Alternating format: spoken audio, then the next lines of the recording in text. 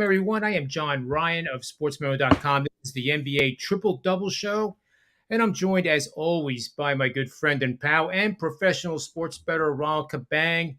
Welcome to the show, Ronald. We got the beginning of the week here, Tuesday, May the 17th, and it's game one between Boston and Miami. But boy, those game sevens were uneventful. I actually had a 5%er. I will admit it. It was on Phoenix, and I still don't have any explanation for how you scored 27 points and Luka Doncic had more points at the half than the Phoenix Suns as a team had at the half. I don't know what to think of it, but you got to think that momentum carries over to that game, and we'll be previewing that game tomorrow. But first of all, welcome to the show, Ronald. And how are things going over Sports Memo? Anything hot going today that people should be aware of? Yeah, actually, I'm one of the $2 Tuesday cappers, and I have a 5% play in the WNBA. Currently on a nice winning streak in the WNBA, so that's why they asked me to do it. So hopefully, you guys, head over to Sports Memo and grab that for $2, real cheap. Top 5-unit play. I rarely do 5-unit plays, but there was 5 games in the WNBA today, and there was a really, really great spot that I liked. That's what it's all about. You never know when these spots are going to come up. It's not like it's May 30th. I better get my 5% or game of the month out. It doesn't work that way at Sports Memo. So I'm still clipping along. It's been such a great streak. I feel like I'm treading water at 69%, but that's where we're at for the last 37 NBA plays. 65% the last 88 NBA plays. So we're basically winning 2 out of every 3. But that 5%er on Sunday was that kind of tore at me because that was over at halftime. I mean, it was done. In fact, it was probably done after the first quarter, and it just got progressively worse. But you know what? We always say, look forward. We are looking forward. So let's take a look at the game one. I did have some slides, and that's why we started late today. For some reason, they are not loading up into the platform here, so we apologize for that. But maybe I can include them somehow after the show is over in the comments section or another way. But we do have Boston on the road, the number 2 seed playing the number 1 seed Miami Heat. And the line is quite tight right now. I guess it's really kind of trending towards pick. Whether it gets there or not, I don't know.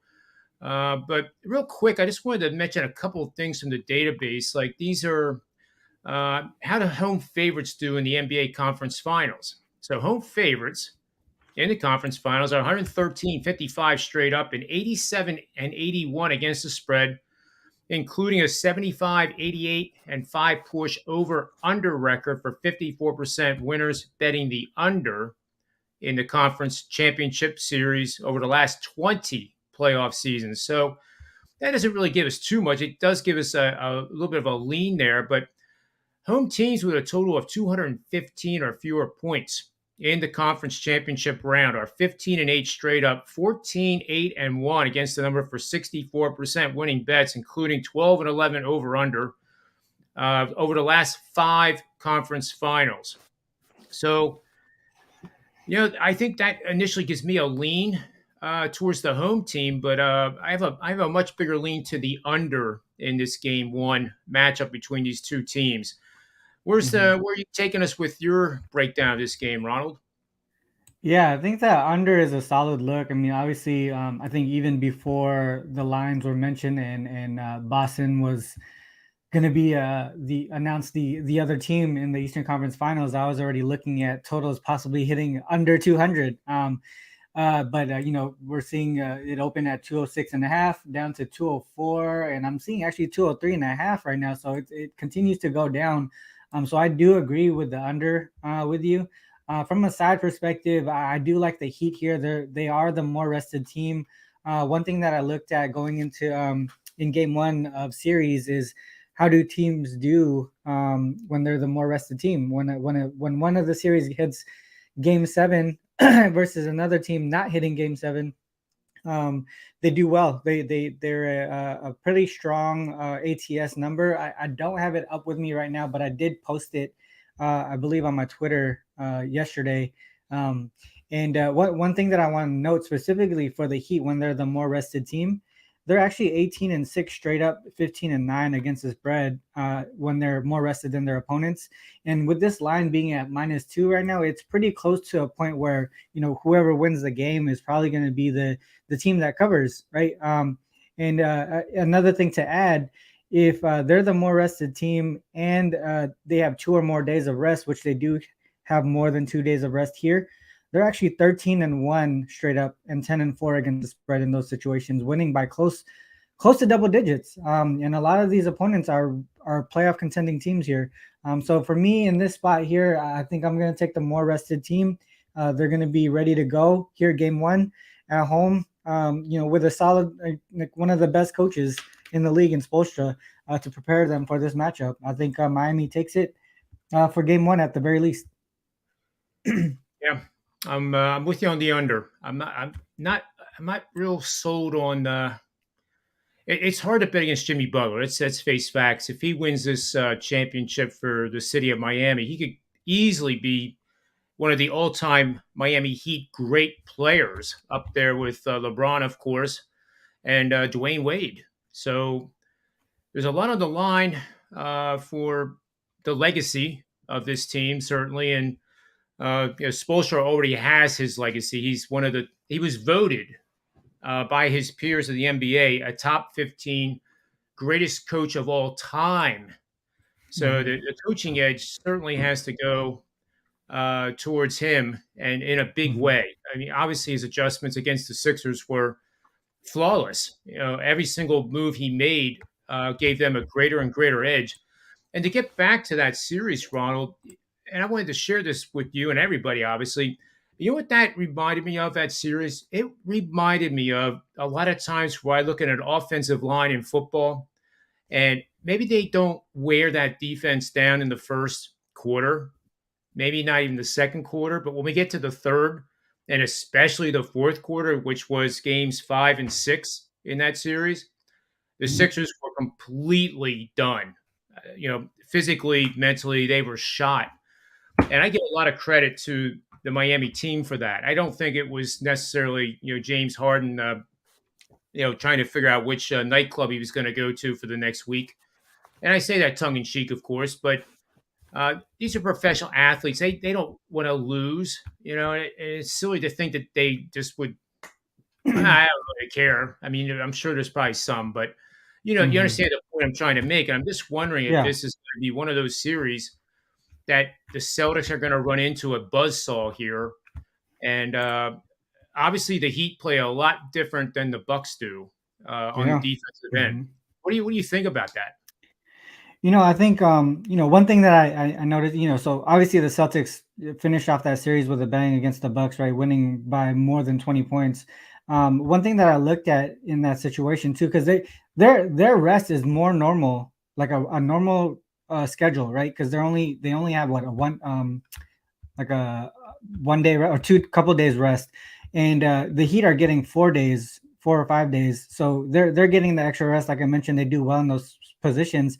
But here with the Celtics, when they follow up a 20+ point win, they're 13-6 straight up in those situations, right? But if you add the fact that they're the dog in the situation against a top tier team like the Heat, they're actually 0-5 straight up following those 20+ point wins. Their offense takes a hit. They bring the offense basically just kind of takes a hit for that next game.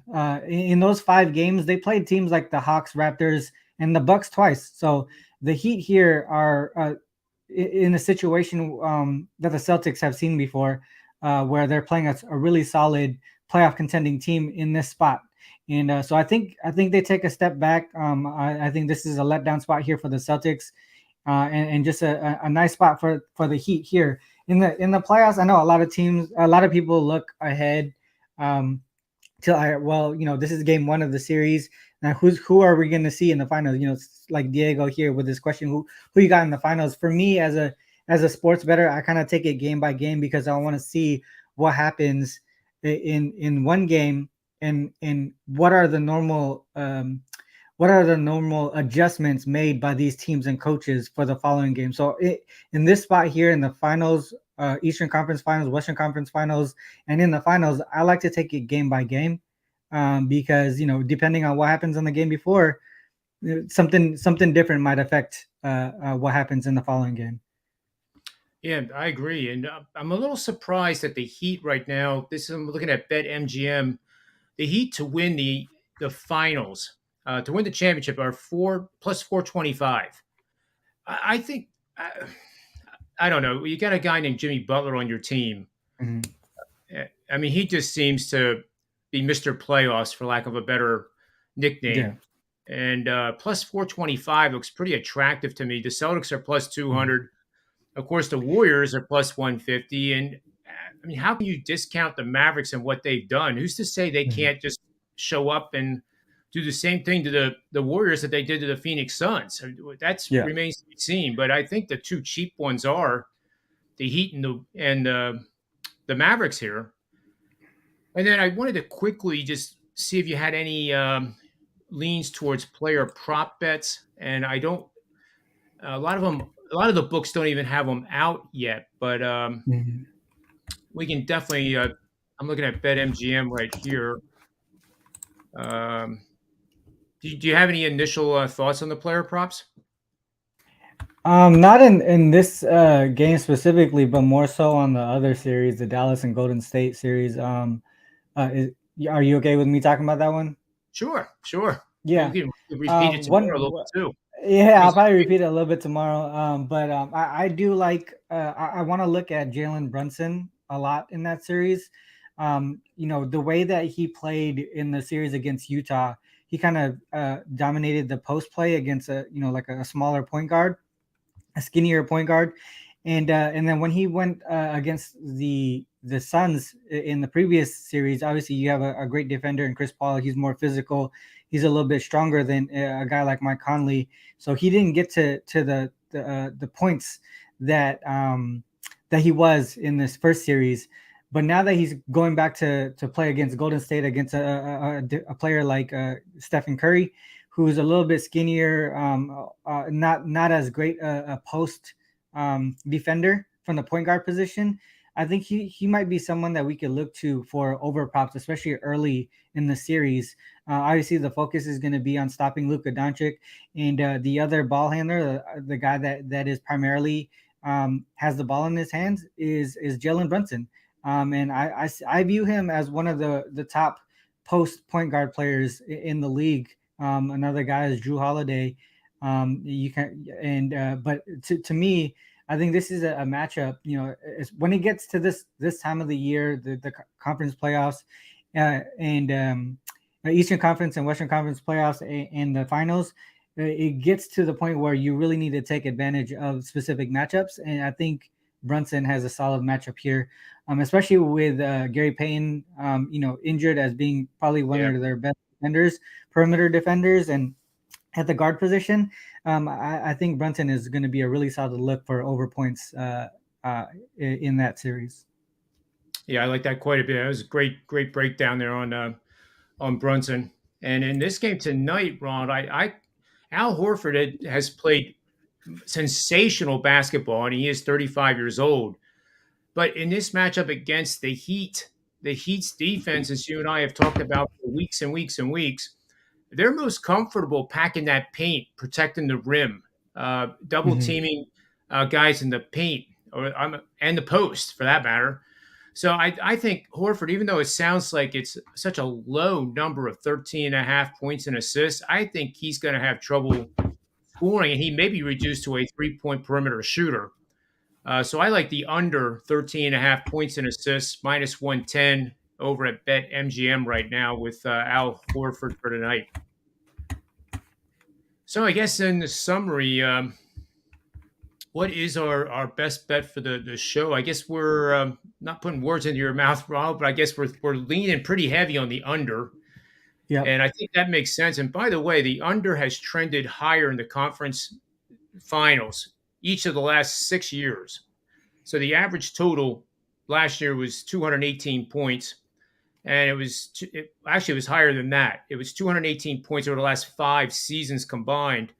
In both the Eastern and Western Conference, I think we'll be lucky to even get, you know, close to 218.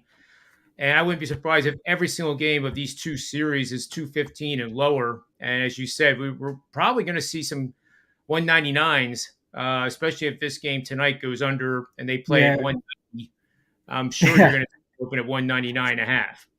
Yeah, if we see this under in the Celtics Heat game already at a low number at 203 and a half or 204, I can definitely see it getting down to 200 or 199, especially if it goes down under by margin. On the other side, I know we're going to talk about it a little bit tomorrow, but to me, I think both offenses are really clicking well, and we might see the overs on that series. Especially if they open, if they open at a low number. I like it. I'm going to conclude the show with this following trend, and this applies to the last 20 playoff seasons. Home favorites in the championship round, the conference championship round, that are coming off a straight up loss. 50 and 24 straight up, 43-31 against the spread for 58% winners, and includes a 43 and 29 with 2 push over under record that points to the under, obviously.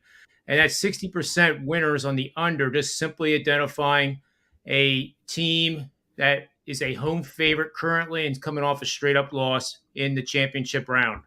So I hope that helps everybody. We certainly have a lean and probably perhaps more than a lean on the game one tonight. And then tomorrow we'll be back again with another edition of the NBA Triple Double. Before I sign off, Ronald, do you have any final thoughts for the viewers other than bet with your head and not over it? Well, just one quick reminder. I'm the $2 Tuesday capper over at Sportsmemo, so head over there. Get my top play, 5% unit play, 5 unit play in the WNBA there for $2. But other than that, the NBA here is coming down to one game a day.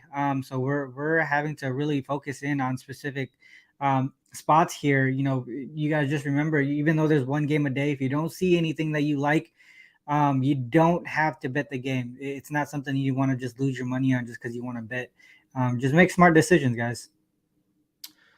Exactly. And a smart decision here is, Diego, we're going to take you up on this question in tomorrow's show. It'll give me some time to really research this. But as we said, the total, if that game tonight plays at 190-ish, you can bet that game two is going to be at 199. So you have to be right early in the series to be able to bet the end of it. But we'll give you some greater detail tomorrow on tomorrow's show. So, Ronald, thank you for your time. And that'll conclude today's show. We'll see you again tomorrow. And until then, bet with your heads, not over it. And may all the wins be yours.